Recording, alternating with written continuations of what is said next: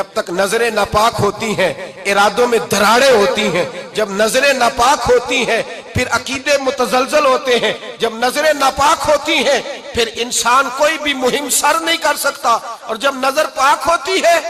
حضرت عبداللہ بن حذافہ جہاد کر رہے تھے، روم کے عیسائیوں نے گرفتار کر لیا، 1000 آدمی نے مل کے پکڑا، گرفتار نہیں ہوتے تھے صحابی، 1000 آدمی نے گھیرا ڈالا، گرفتار کر کے لے گئے، اور جب بادشاہ کے سامنے گئے تو وزیر کہنے لگا بادشاہ بندہ بڑے کام کا ہے، اگر ہمارے قابو آ گیا تو فائدہ دے گا، صحابی ہیں حضرت عبداللہ بن حذافہ، حضرت فاروق اعظم کا زمانہ ہے، اگر قابو آ گیا تو فائدہ دے گا۔ بادشاہ کہنے لگا کیوں، کیا خوبی ہے؟ کہنے لگے ہم 1000 آدمی تھے، یہ اکیلا قابو نہیں آ رہا تھا، 1000 آدمی تھے، اگر ہماری فوج میں شامل ہو گیا تو بہت بڑا جرنیل ملے گا۔ بادشاہ کہنے لگا کوئی مسئلہ نہیں، 2-3 چیزیں ہوتی ہیں بندے کو خریدنے کے لیے، خرید لیتے ہیں۔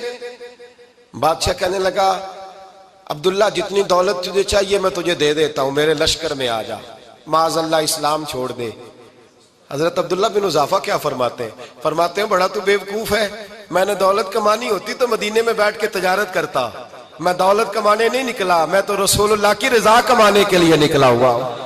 دولت کمانی ہوتی تو کسی مارکیٹ میں ہوتا، میدان میں آنا تھا، شہادت ہے مطلوب مقصود مومن، نہ مال غنیمت نہ کشور کشائی، یہ دولت تو لونڈی ہے رسول اللہ کے دروازے کی، یہ تو پیچھے پیچھے پھرتی ہے نبی پاک کے غلاموں، یہ کمانی ہوتی تو میں کسی مارکیٹ میں ہوتا، میدان میں تھوڑا ہوتا۔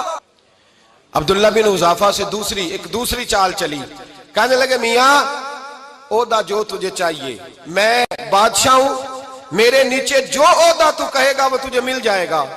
حضرت عبداللہ بن حذافہ کہنے لگے شاید تجھے پتہ نہیں میری تعریف کیا ہے، شاید تو جانتا نہیں میری تعریف کیا ہے۔ کہا صاحب کی کیا تعریف ہے؟ کہنے لگے میں رسول اللہ کا صحابی ہوں، اور کائنات میں سب سے بڑا عہدہ مصطفیٰ کے صحابی ہونے کا عہدہ ہے۔ صحابہ وہ صحابہ تھے جن کی ہر صبح عید ہوتی تھی، خدا کا قرب حاصل تھا، نبی کی دید ہوتی تھی۔ فرمایا میں نے حضور کے جلوے دیکھے ہوئے ہیں، مجھے عہدے کی ضرورت ہی نہیں، اور میں نے عہدہ لینا ہوتا تو میں سیاست کرتا، میں تو شہادت لینے نکلا ہوں میدان میں، عہدے کا میں نے کیا کرنا ہے؟ اب بادشاہ کہنے لگا اسے قتل کر دو، وزیر کہنے لگا نہیں ایک بات اور ہے، مجھے ایک چال اور چلنے دو۔ کہا وہ کیا؟ کہنے لگے میری بیٹی بڑی خوبصورت ہے، مجھے موقع دو، اپنی ہی بیٹی کو سجا بنا کے، وہ جوان جس کی جوانی اتنی بڑی ہے کہ 1000 آدمی مقابلے میں کھڑا نہیں ہوتا، اس جوان کے کمرے میں رات کی تنہائی میں بنا سوار کے بی بی کو بھیجا۔ وہ بی بی کہتی ہے میں ساری رات بن سور کے اس صحابی کے کمرے میں بیٹھی رہی، لیکن یہ کیا شخص تھا، ساری رات ہی مسلح پہ بیٹھا رہا، ساری رات ہی، کچھ دیر تھک جاتا تو یہ کریم رسول پہ درود پڑھنا شروع کر دیتا۔ بی بی کہتی ہے سحری ہو گئی تو میں نے چھو کے دیکھا کہ انسان ہے کہ جن ہے، یہ بندہ ہے کہ فرشتہ ہے، چھو کے دیکھا، کہنے لگے پیچھے ہٹ جا۔ میں نے کہا میں نے تو سنا تھا تو 1000 کے مقابلے میں ہے، اور تو اتنا بے حس ہے کہ بنی سوری دلہن بیٹھی ہے، تو نے نظر نہیں کی؟ عبداللہ بن حذافہ، بی بی کہتی ہے نظر پھر نہیں اٹھائی، نظر پھر جھکی ہوئی ہے۔ کہنے لگے بی بی میں مجبور ہوں، اب میرے اوپر کوئی حسن نہیں چلتا، میں نے جلوہ بدوحا کا دیدار کیا ہوا ہے، اب میری نگاہوں میں جچتا نہیں کوئی، اس لیے کہ جیسے میرے سرکار ہے ایسا نہیں کوئی۔ کبھی بھی اب نہیں کسی کا میرے اوپر جادو چلتا، میں نے مصطفیٰ کو، اور کہا ذرا پیچھے ہٹ کے بیٹھ، مجھے میرے رسول نے غیر محرم سے بچنے کا حکم دیا ہے، ذرا پیچھے ہٹ کے بیٹھ۔ سحری کا وقت تھا، وہ بی بی کہتی ہے اس نوجوان کے جملے میرا سینہ چیر گئے، کلیجہ پھٹ گیا، چیخ نکلی، میں کفر کے عالم میں روئی۔ میں نے کہا مجھے بتا تو صحیح، آخر یہ جذبہ کہاں سے ملتا ہے، آخر یہ روشنی تو میں نے دیکھی نہیں، کہاں سے آتی ہے؟ ایک میرا باپ ہے جو بنا سور کے مجھے تیرے کمرے میں چھوڑ گیا، بتلا یہ کہاں سے کیف آتے ہیں؟ تو عبداللہ بن حذافہ کہنے لگے اگر کیف لینا ہے تو بھی میرے مصطفیٰ کا کلمہ پڑھ جا، آجا دروازہ رسول پہ جھک جا، مل جائے گا۔ سویرے دروازے پہ باپ آیا بیٹی سے رزلٹ لینے، دروازہ کھولا تو بیٹی نقاب پہنے باہر آئی، باپ کہنے لگا کیا بنا؟ کہنے لگی پیچھے ہٹ جا، تو غیر محرم ہے، کافر ہے، میں مسلمان ہوں۔ اس نے کہا کیا ہوا؟ کہنے لگی تیرے جیسے کو باپ کہوں، تیرے جیسے کو جو مجھے استعمال کر رہا تھا، میں تجھے باپ نہیں مانتی، میں اب رسول والی ہو گئی ہوں، میں حضرت فاطمہ کی کنیزہ ہو گئی ہوں، میں اب نبی کریم کی خادمہ ہوں، خبردار میرے قریب نہ آنا۔ یہ دعو بھی ناکام ہوا۔ اب حضرت عبداللہ بن حذافہ کے سامنے موت کھڑی کی، ایک کڑا میں تیل گرم کیا، کہنے لگے تجھے اس میں جلایا جائے گا۔ حضرت عبداللہ بن حذافہ رضی اللہ تعالیٰ عنہ جب جلنے کے قریب ہوئے تو رونے لگے۔ روم کا بادشاہ کہنے لگا شاید ڈر گیا ہے، کہنے لگے اب سمجھ آئی ہے، اب تجھے پتا چلا ہے، چلا آ جا۔ حضرت عبداللہ بن حذافہ کہنے لگے تو کافر ہے، تیری کافروں والی سوچ ہے، اس لیے نہیں رویا کہ موت سے ڈر گیا ہوں، میں تو اس لیے رویا ہوں کہ ایک جان ہے، وہ نبی پاک پہ قربان ہو رہی ہے، کاش رب مجھے 1000 جان دیتا، میں ساری مصطفیٰ پہ قربان کر دیتا۔ فاضل بریلوی فرماتے ہیں کروں تیرے نام پہ جاں فدا، نہ بس ایک جاں 2 جہاں فدا، اور میرا 2 جہاں سے بھی نہیں جی بھرا، میں کروں کیا کہ کروڑوں جہاں نہیں۔ اور میاں صاحب فرماتے ہیں وہ کچا رنگ للاری والا جیڑا چڑھدا لیندا رہندا، اے عشق تیرے دا رنگ محمد چڑھ جائے پھر نہیں لیندا، عشق تیرے دا رنگ محمد چڑھ جائے پھر اے نہیں لیندا۔ میرے بھائی وہ روم کا بادشاہ کہنے لگا دنیا میں نے بھی بڑی دیکھی ہے، پر جیسے پاک صاف مصطفیٰ کے غلام دیکھے ایسا میں نے کوئی نہیں دیکھا۔ او بھائیو، نظر پاک ہو، روح پاک ہو، مزاج پاک ہو، پھر انسان بڑے بڑے کام کرتا ہے، پھر وہ مہمات کو سر کرتا ہے، پھر وہ صرف ایک گھر کے لیے نہیں، وہ ملت کے لیے فائدہ مند ہوتا ہے، پھر وہ گھرانوں کو لے کر چلتا ہے، پھر وہ بڑے بڑے معاشرے تشکیل دیتا ہے۔ میرے رسول کریم صلی اللہ علیہ وسلم نے پاک صاف ذہن کے لوگ تیار کیے۔ حضرت مرثد فرماتے ہیں میں ایک عورت پہ عاشق تھا، جب کلمہ پڑھا نبی پاک نے میری پشت پہ ہاتھ پھیرا، میں نے کہا حضور کوئی نصیحت؟ نبی پاک نے فرمایا نظر کو پاک رکھنا۔ آپ فرماتے ہیں عورتیں میرے پیچھے بھاگا کرتی تھیں اور مجھے کہا کرتی تھی اب تو دیکھتا کیوں نہیں؟ تو میں نے کہا پتا مجھے بھی نہیں، مصطفیٰ کی ایک نظر ہوئی ہے رب نے سارے محل کو چہل دور فرما دیے، سارا کچھ ہی بدل گیا۔ ملت کے جوانوں یاد رکھو اس بات کو، یہ پاکیزگی، یہ نظر، یہ پاکیزگی، یہ مزاج، یہ انسان سے بڑے کام کرا لیتی ہے، اور اگر تیری نظر ناپاک رہتی ہے پھر تو کچھ نہیں کر سکتا، پھر تیری زندگی ایک ایسے قید خانے میں قید ہو گئی ہے جو تجھے 2 قدم بھی نہیں چلنے دے گی۔ سب سے پہلے مزاج کی پاکیزگی، اور دوسرا اصلاح معاشرہ کے لیے اہم درس یہ ہے اپنے آپ کو پاک صاف رکھیں، ذہنی طور پر، نظریاتی طور پر۔ اور دوسرا درس یہ ہے میرے بھائی ظلم اور زیادتی سے بچیں، پاک صاف رہ کے وقت شروع کریں، اور کسی جگہ بھی کوئی زیادتی، کوئی ظلم، میرے نبی کریم صلی اللہ علیہ وسلم کے مزاج کو اگر آپ دیکھیں گے نا، ہمارے معاشرے میں آج سب سے زیادہ زیادتی پتہ کون سی ہوتی ہے؟ لوگ عزتیں پامال کرتے ہیں، بدگمانیاں کرتے ہیں۔ ابو جہل یہ کام کرتا تھا کہ وہ نبی پاک صلی اللہ علیہ وسلم پر، صحابہ پر معاذ اللہ شخصی اعتراضات کرتا تھا، شخصی۔ عزیزو، جب آدمی کا کسی سے اختلاف ہوتا ہے نا، یا کسی کو پسند نہیں کرتا یا کسی کو ریجیکٹ کرنا چاہتا ہے تو شخصی اعتراضات کرتا ہے، نیچے اترتا ہے، کمزور بات کرتا ہے، چھوٹی بات کرتا ہے۔ اور ہمارے زمانے میں تو یہ کام حسد کی وجہ سے ہوتا ہے، بڑے بڑے جماعتیں ٹوٹ جاتی ہیں، ملتوں کا شرازہ بکھر جاتا ہے، لیکن لوگ اپنی اس حرکت سے باز نہیں آتے، ساری زندگی ذاتی اور نجی اعتراضات کرتے رہے۔ ابو جہل کے اندر ہزاروں عیب پائے جاتے تھے، شرابی بھی تھا، بدکار بھی تھا، بے حیا بھی تھا، ظالم بھی تھا۔ میرے نبی پاک صلی اللہ علیہ وسلم نے اسے دین کا پیغام دیا ہے، لیکن تاریخ کی کسی کتاب میں آپ کو یہ نہیں ملے گا کہ حضور نے کبھی اس کی شخصیت پر اعتراض کیا ہو۔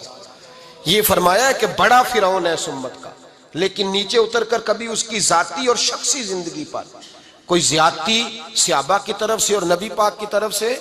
بہت بڑی بات سمجھا رہا ہوں، اگر آپ کی سمجھ میں آئے تو ہم ذاتیات پر اترتے، ذات پر اتر کر زیادتی کرتے، ذات پر۔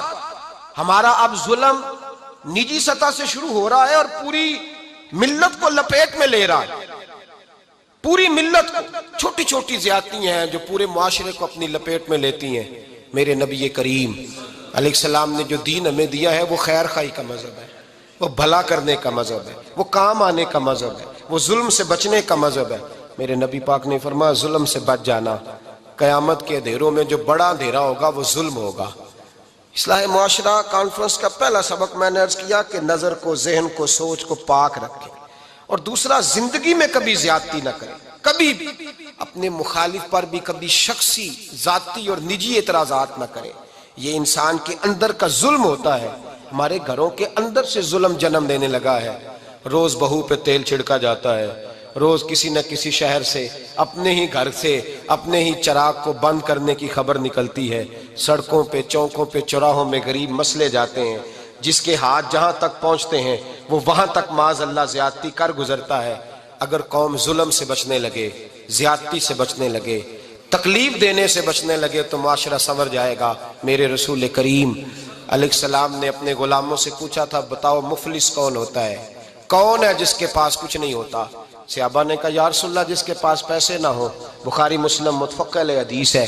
نبی کریم نے فرمایا نا بھائی, مفلس تو وہ ہوگا جو قیامت کے دن احد پہاڑ کے برابر نیکیاں لے کے آئے گا. یا رسول اللہ اتنی نیکیاں پھر بھی مفلس ہے, پھر بھی غریب ہے؟ تو نبی پاک نے فرمایا نیکیاں پہاڑ کے برابر ہیں, پر اس نے چگلیاں بڑی کی ہیں, غیبتیں بڑی کی ہیں, مذاق بڑے اڑائے, اس نے لوگوں پر پھبتیاں بڑی کسی ہیں, تان و تشنی بڑے کیے, ظلم بڑے کیے, گالی بڑی دی, لوگوں کے بارے میں بری باتیں کی.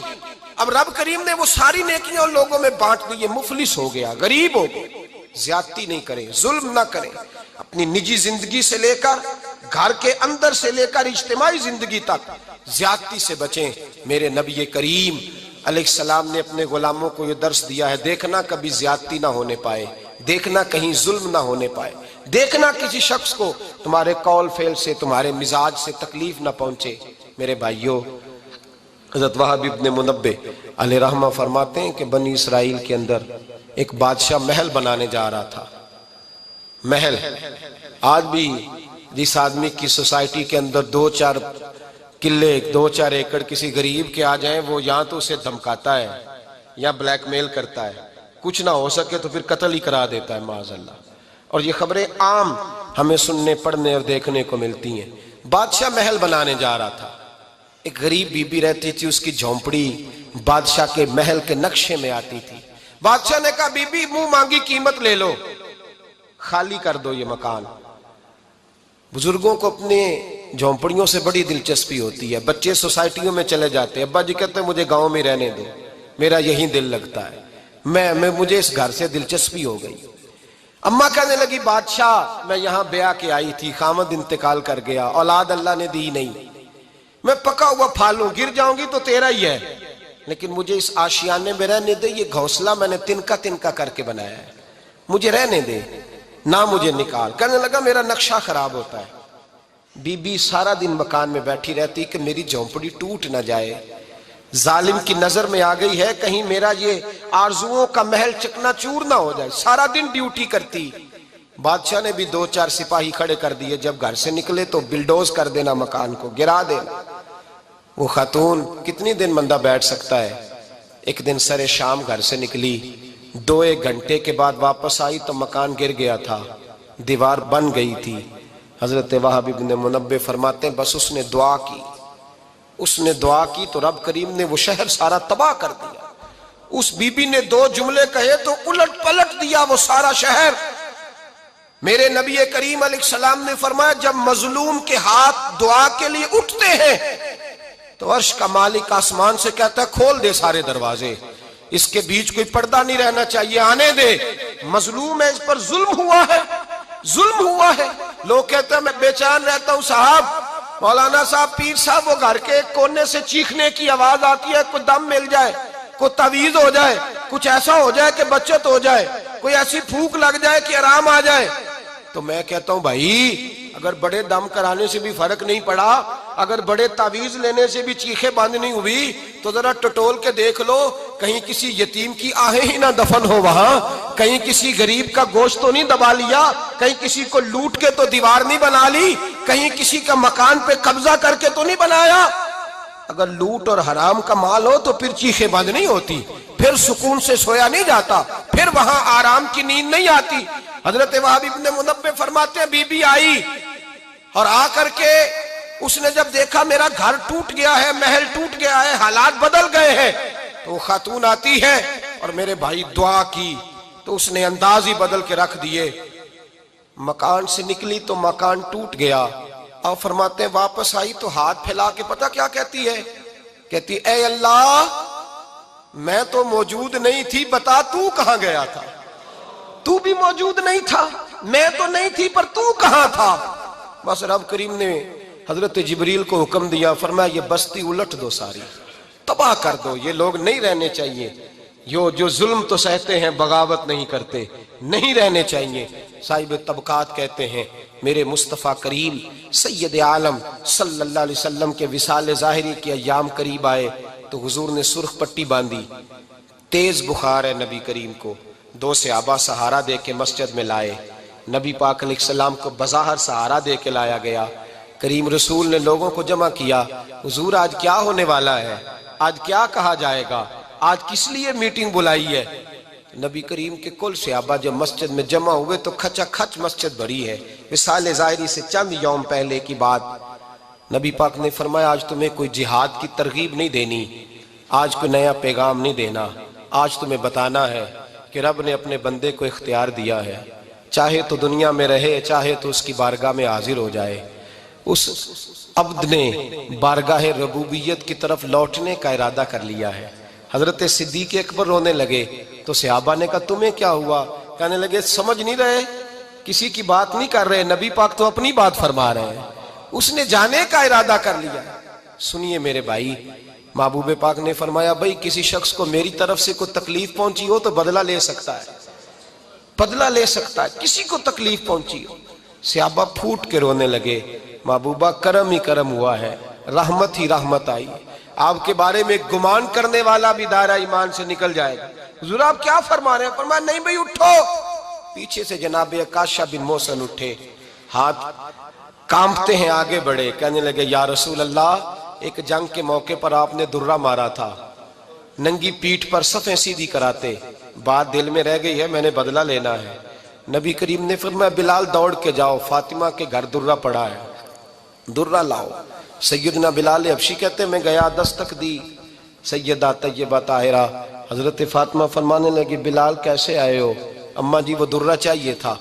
سیدہ کو تشویش ہوئی، کہنے لگے بلال نہ تو جنگ پہ جانا ہے، نہ جہاد ہے، نہ کوئی ایسا موقع ہے، حضور کی تو طبیعت مبارک بظاہر بڑی علیل ہے، درہ کیا کریں گے؟ حضرت بلال عرض کرنے لگے اماں جی ایک صحابی بدلہ لینے لگے ہیں، صاحب طبقات نے جملے لکھے ہیں، کہتے ہیں بی بی صاحبہ نے درہ بھی دیا اور امام حسن حسین کو بھی باہر نکالا۔ فرمانے لگی عکاشہ سے کہنا 100 درے مارے، ان 2 شہزادوں کے جسم پر نبی پاک کے قریب نہ جائے، میں نے 2 بچے پیدا ہی اپنے محبوب پر قربان کرنے کے لیے کیے، ان کو لے جائے۔ حضرت بلال کہتے ہیں میں 2 شہزادے لے کے آیا، اور جب دروازے میں میں لے کے پہنچا تو نبی پاک نے دیکھا تو آنکھوں میں آنسو آ گئے، فرمایا ان کو بٹھا دو، مجھے پتا ہے فاطمہ نے کیا کہہ کے بھیجا ہے۔ حضرت سیدنا بلال فرماتے ہیں درہ میں نے جناب عکاشہ کو دیا، حضرت عکاشہ درہ لے کے آگے جو بڑھے تو حضرت ابوبکر صدیق نے ان کے پیروں پہ ہاتھ رکھا، فرمایا عکاشہ میری طرف آ یار، مجھے مار درے، نبی پاک کے قریب نہ جا۔ مصطفیٰ کریم نے فرمایا ابوبکر تو ہٹ جا، اسے آنے دے۔ فرماتے ہیں میں چند قدم آگے گیا تو مولا علی شیر خدا نے میرے پیر پہ ہاتھ رکھا، کہنے لگے عکاشہ سوچ تو صحیح تو کیا کر رہا ہے؟ حضور نے فرمایا علی ہٹ جاؤ، میرا اور ان کا معاملہ ہے۔ جناب عکاشہ آگے بڑھ رہے، نبی کریم نے فرمایا میں اپنی امت کو درس دینا چاہتا ہوں، خبردار خبردار زندگی میں تمہارے ہاتھ سے زبان سے کسی کو تکلیف نہ پہنچنے پائے، خبردار یاد رکھنا وہ معاشرے بگڑ جاتے ہیں، وہ معاشرے تباہ کر دیے جاتے ہیں جہاں ظلم ہوتا ہے، جہاں زیادتی ہوتی ہے، جہاں لوگوں کو ستایا جاتا ہے۔ محبوب کریم کے قریب آئے حضرت عکاشہ کا حضور میری پیٹھ ننگی تھی، آپ بھی ذرا کپڑا ہٹائیے۔ نبی کریم نے پیٹھ سے کپڑا ہٹایا، جناب عکاشہ نے درہ جو اٹھایا تو صحابہ کی چیخیں نکلی، حضرت عکاشہ نے درہ دور پھینکا، حضور کے بطن اطہر سے لپٹ گئے، چومنے لگے، کہنے لگے حضور وہ تو صفیں سیدھی کراتے لگ گیا تھا، آپ نے کہاں مارا تھا؟ یا رسول اللہ میں تو بہانہ بنا رہا تھا کہ جاتی دفعہ مجھے وجود چومنے کا موقع نصیب ہو جائے، مجھے یہ موقع نصیب ہو جائے۔ میرے حبیب نے فرمایا جس نے جنتی دیکھنا ہو میرے عکاشہ کی زیارت کر لے۔ بھائی ظلم کا دروازہ کھلا ہوا ہے اور لوگ بھول جاتے ہیں زیادتی کرتے ہوئے، وہ بہو سے ہی کیوں نہ کریں، وہ اپنے گھر کے بھول جاتے ہیں کہ شاید پوچھنے والا کوئی نہیں، شاید میزان نہیں لگے گا۔ ایران کے بادشاہ نے اپنے بیٹے کو پڑھانے کے لیے ایک استاد صاحب کا بندوبست کیا، استاد صاحب کو کہا کہ میرے بچے کو دین پڑھائیے، میں چاہتا ہوں کل اس نے عنان حکومت کو سنبھالنا ہے تو یہ دین سے آگاہ ہو جائے، اس کو کچھ سکھائیے، پڑھائیے۔ بہت نیک بزرگ بڑے درویش عالم پڑھانے لگے، اسباق مکمل ہو گئے، دین کے اسباق قرآن مجید پڑھایا، احادیث طیبہ کا درس دیا، اصول فقہ سے روشناس کرایا۔ جب بچے نے مکمل تعلیم حاصل کر لی اور آمین ہو گئی، دستار ہو گئی، فارغ ہو گئے، تو پھر ایک دن استاد صاحب نے کہا بیٹے کل تم نے ضرور آنا ہے، کچھ بات کرنی ہے۔ شہزادہ گیا ملنے استاد صاحب سے، استاد صاحب نے کنڈی لگا لی، ہاتھ میں درہ پکڑ لیا، مار مار کے پورے وجود کو زخمی کر دیا، کوئی غلطی نہیں، کوئی بات نہیں، مارا۔ اب بچہ آیا آ کے بادشاہ سلامت سے کہا کہ ابا جی سمجھ نہیں آئی، بڑا مارا ہے استاد۔ تو سیانے تھے نا بادشاہ، یہاں تو قاری صاحب روز کٹہرے میں کھڑے ہوتے ہیں، مولوی صاحب آپ نے میرے بچے کو کیوں مارا ہے؟ آپ 8,000 کے مولوی ہیں، میرا کئی کروڑ کا بچہ ہے، سویرے بدل لیں گے، خبردار آپ نے بچے کو ہاتھ لگایا، اپنی حیثیت میں رہے معاذ اللہ۔ جو قومیں استادوں کو کٹہروں میں کھڑا کرتی ہیں وہ ترقی نہیں کر پاتی، جو استادوں کو کٹہروں میں روز کھڑا کرتے۔ کہا ابا جی بڑا مارا ہے، تو والد بڑے سمجھدار تھے، کہنے لگے بیٹا استاد باپ ہوتا ہے، وہ زیادتی نہیں کرتا، کوئی بات ہوگی میں تیرے استاد کو کٹہرے میں نہیں بلاؤں گا۔ اماں سے بات کی، اماں کہنے لگی بیٹا میں تیرے باپ سے کیسے بات کروں، ڈر آتا۔ وقت گزر گیا، 22 سال بیت گئے، 22 سال گزر گئے، بادشاہ کا انتقال ہوا، شہزادہ تخت پہ بیٹھا، پہلا حکم یہ دیا کہ میرے استاد کو بلاؤ، پہلا حکم۔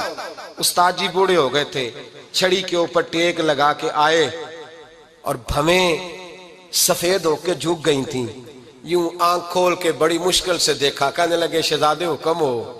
کب میں شہزادہ نہیں، اب میں بادشاہ بن گیا ہوں۔ استاد جی 22 سال بیت گئے، آپ نے مارا تھا، پر وہ درد چونکہ زیادتی کی تھی، میرا قصور کوئی نہیں تھا، تو نہ میری روح سے درد گیا ہے نہ میرے جسم سے گیا ہے، میں بے اختیار تھا، پوچھ نہیں سکتا تھا، آج با اختیار ہوا ہوں۔ سب سے پہلے پہلا حکم آپ کو دیا، بلایا ہے، بتائے کیوں مارا تھا، کیوں مجھے مارا تھا، میری زیادتی بتائے۔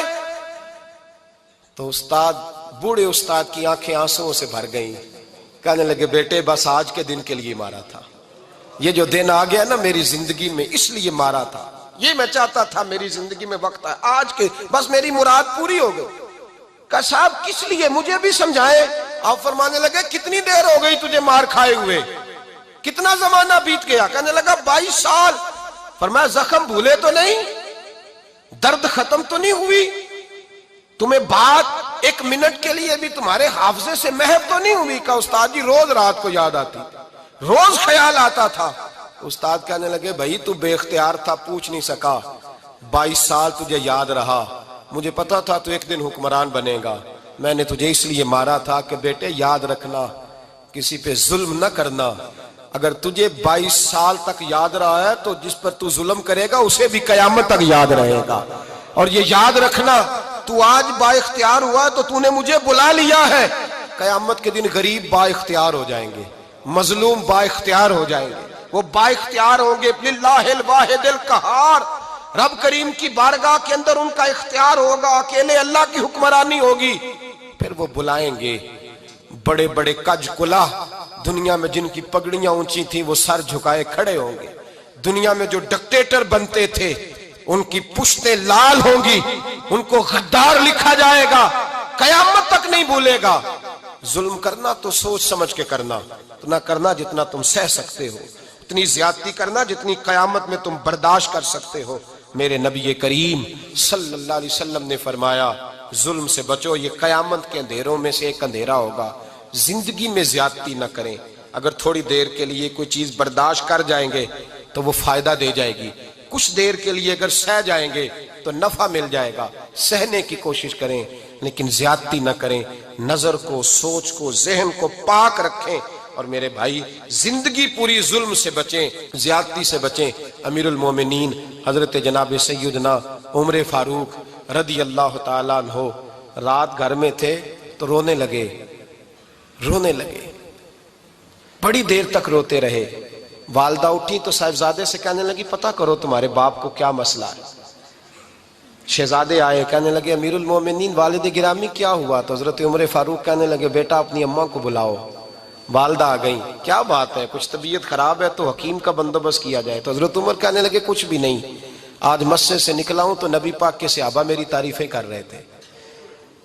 یہ حضرت فاروق اعظم کے وصال کے قریب کے دن ہے۔ تعریفیں تو حضرت یہ رونے کی بات ہے کہ خوش ہونے کی؟ آپ فرمانے لگے نہیں، سوچتا ہوں باہر تو میں اچھا رہا ہوں، پتہ نہیں گھر میں ہی کوئی زیادتی نہ ہو گئی ہو، پتہ نہیں تمہارے ساتھ بھی میرے معاملات ٹھیک تھے کہ نہیں، صحابہ تو تعریف کرتے ہیں، رو رہا ہوں۔